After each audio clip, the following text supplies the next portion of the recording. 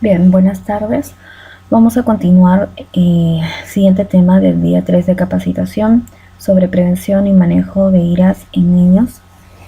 En esta oportunidad tocamos el tema de síndrome obstructivo bronquial en niños, el SOB. ¿Cómo se define? Como dice aquí, se caracteriza por tos, sibilancias y una expiración prolongada de variable intensidad, de mayor frecuencia en lactantes. Es de presentación única o puede ser recurrente y puede corresponder a diferentes enfermedades que originan esta disminución del diámetro interno del árbol bronquial. ¿Qué quiere decir? Es que se cierran los bronquios. Entonces las causas son múltiples, dentro de ellas encabeza el virus respiratorio sincitial, está el virus de la parainfluenza, el adenovirus, la influenza, rinovirus y hasta el micoplasma excepcionalmente. Entonces, pero principalmente el virus sincitial respiratorio.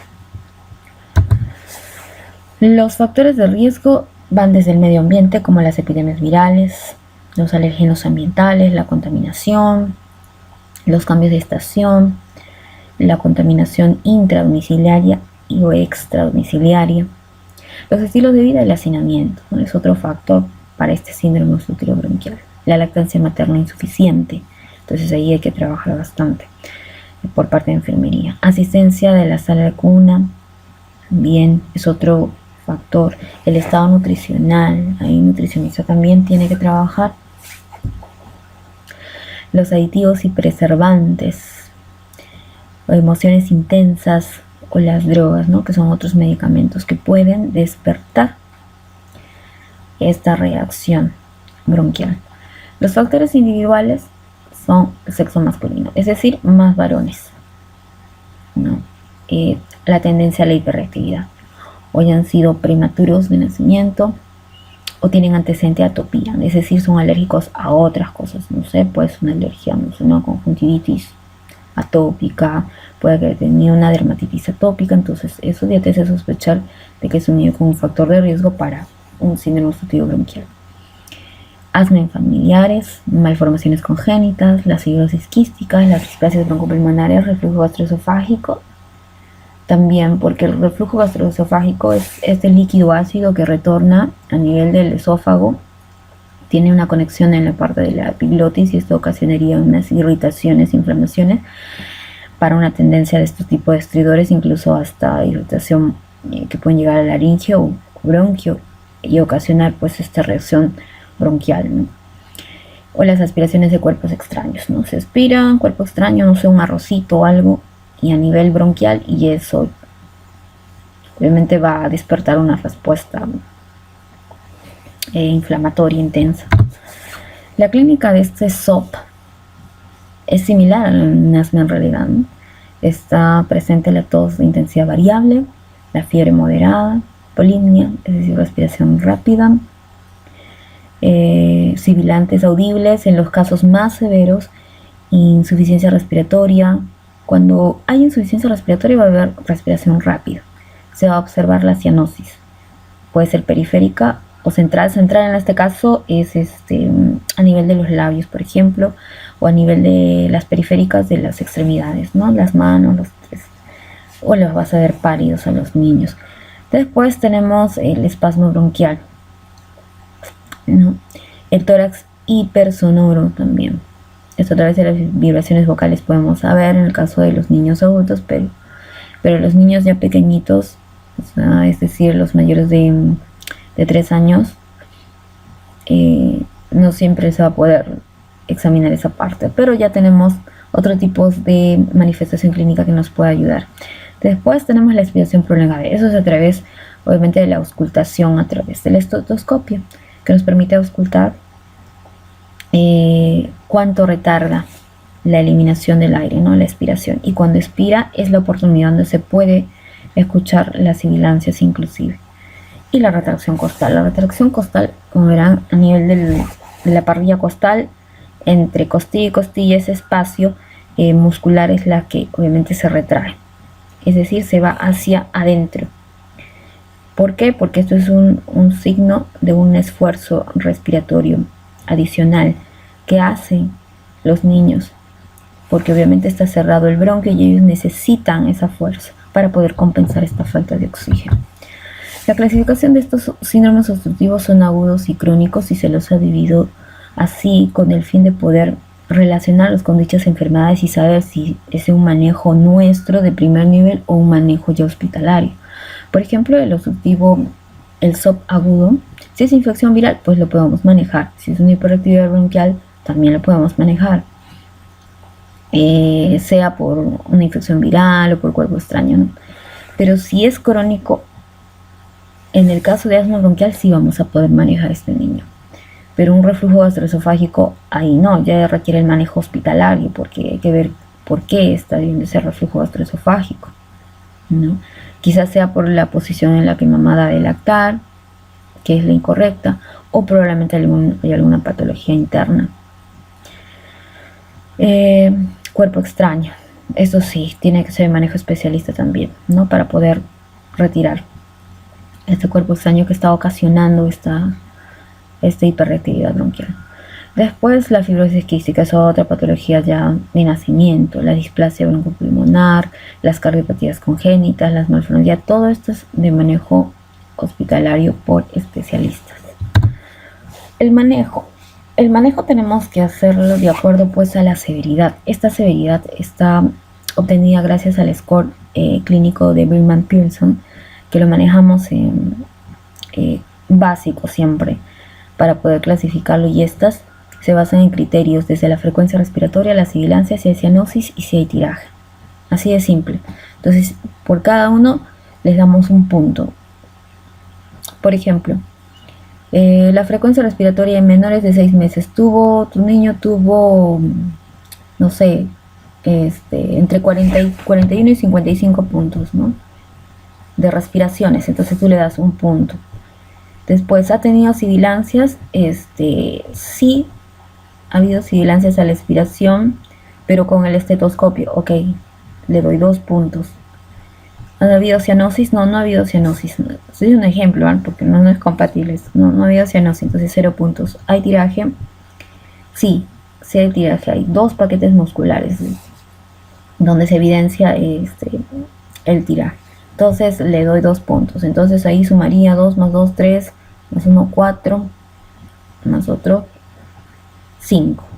Te dan 5 puntos. Entonces el grado de clasificación, si está entre 3 a 5 puntos, es leve. Si está entre 6 a 9 puntos, es moderado. Si está 10 a 12 puntos, es severo. Así nosotros podemos tratar a un paciente y decir, ¿lo vamos a manejar nosotros o lo vamos a referir? Ahora,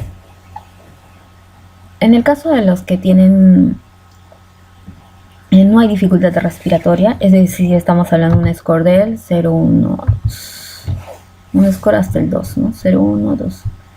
Entonces ahí manejamos con broncodilatador, con corticoides y cuidados en casa, no hay problema. ¿Qué broncodilatador usamos? El famoso, nosotros sabemos, el salbutamol, ¿no?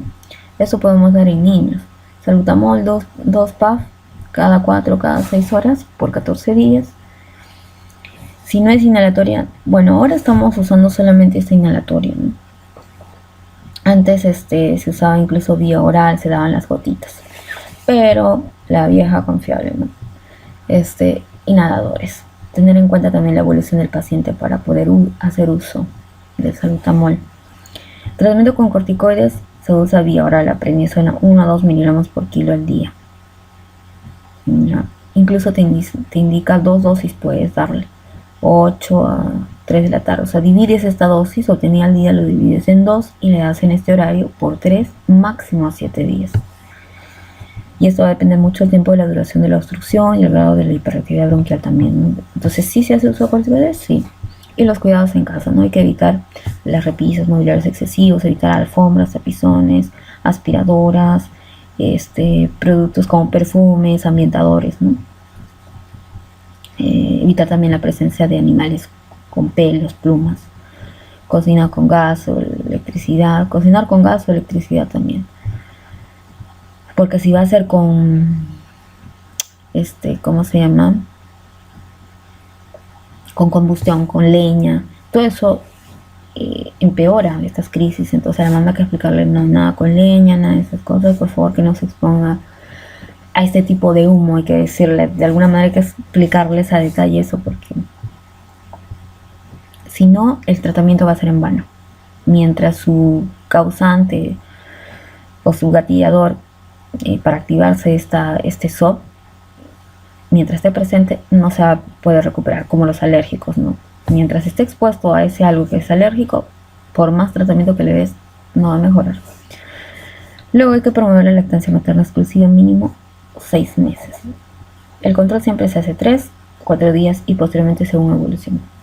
En los niños hay que ver eso. Bien, esto ya es manejo hospitalario, ¿no? Cuando hay dificultad respiratoria leve, moderada. En este caso, a ver, acá, nos doy un ejemplo de manejar. Esta de acá es manejo hospitalario, que es severa. En la nuestra quizás podamos manejar esta, ¿no? La leve, moderado, de 3 a 5 puntos o moderado de 6 a 9 puntos.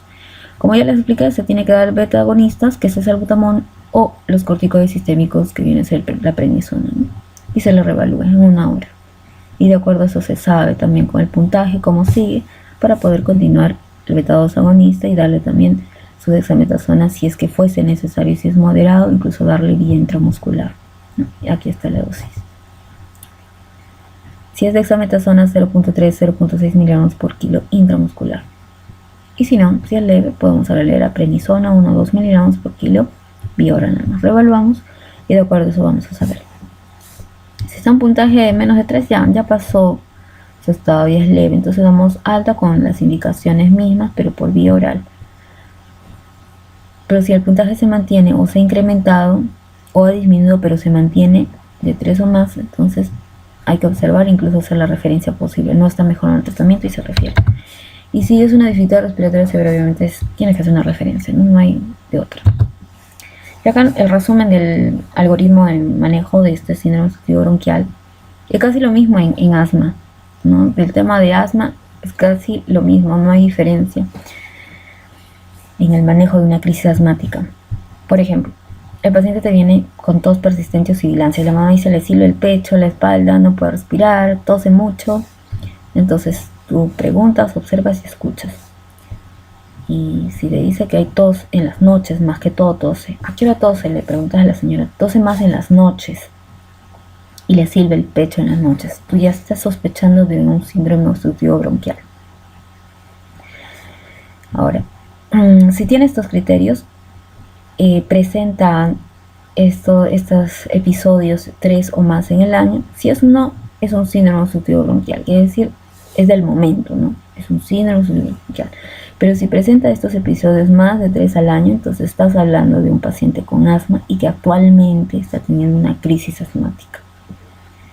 Pero no, si recién se le ha presentado una vez nada más, entonces es un síndrome obstructivo bronquial. Por eso es importante preguntar a la mamá los antecedentes de los síntomas. Ahora pasamos a lo siguiente. Entonces, si es SOP o es crisis asmática, igual los tenemos que clasificar en la severidad con el score de Billman-Pearson que vimos. Si es severo, obviamente tenemos que referir. Pues si es leve, moderado, vamos a tratar. ¿Se dan cuenta? Mira, beta-2 agonista, corticoide.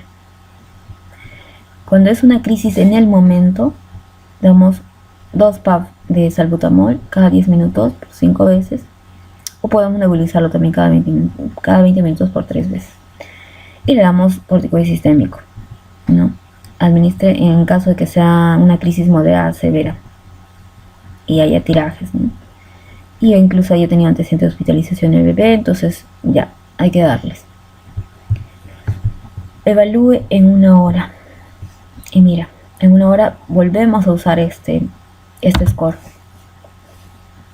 Si este score está menos de 3, perfecto, le damos de alta con las indicaciones del beta-2 agonistas y que tome su prednisona, como se había indicado antes.